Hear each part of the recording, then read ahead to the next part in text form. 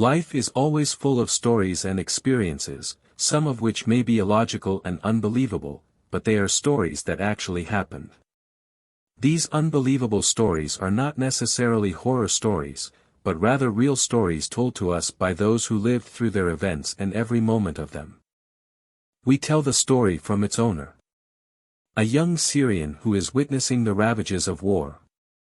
I am a young woman from Syria.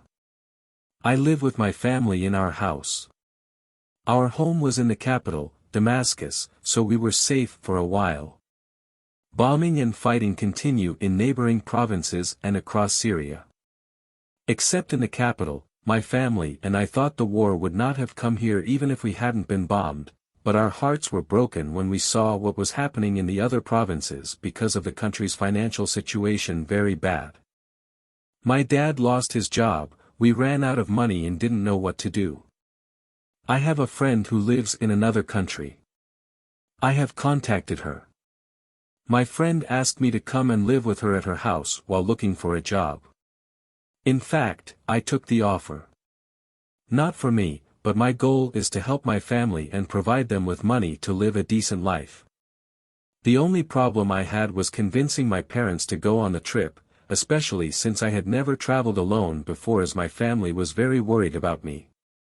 I talked to my parents about the trip. At first they didn't let me travel alone, fearing that I would be hurt abroad alone, but in reality my family had no choice.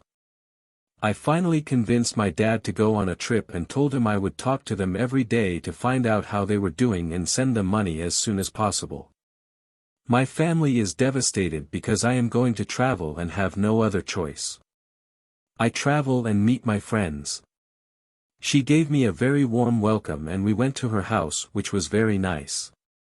Every night I call my mom and after 5 days I call her again and she doesn't answer. I thought she might be up to something. I called her again the next day and she didn't answer. I called my dad and he didn't answer. I know what to do. I called my auntie. When I asked about my family, she started crying. I said to her, "What's wrong with auntie?" My aunt said that your house was bombed, a grenade fell on your house, my daughter and your whole family died. Hearing this, I feel like my life is worthless now. I fell into a severe depression and 3 months passed and I was sad, but my friends gave me a lot of support. In the end I decided to find myself an apartment with my girlfriend since I lived in her house for a long time. At first my friend refused to go, but I was adamant. We found an apartment at a reasonable price and started looking for work.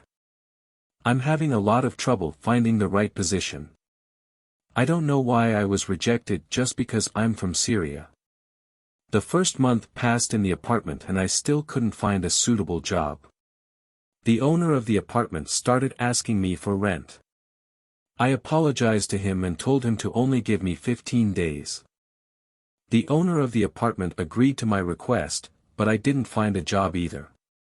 At that point he went back to the owner of the apartment and he looked at me suspiciously. The owner of the apartment told me that I had to choose within 2 days whether to go to his house with him or leave the apartment. I closed the door in front of him and started crying. I went to my girlfriend's house. I had no one else to go. I told my girlfriend everything that happened. My girlfriend convinced me to live with her, especially since she always went abroad with her mom and brother, and I went to my apartment with my girlfriend the next day. I took all my things, handed the keys to the owner of the apartment, and left. A few days later, I found a suitable job. My mental state began to stabilize more and more.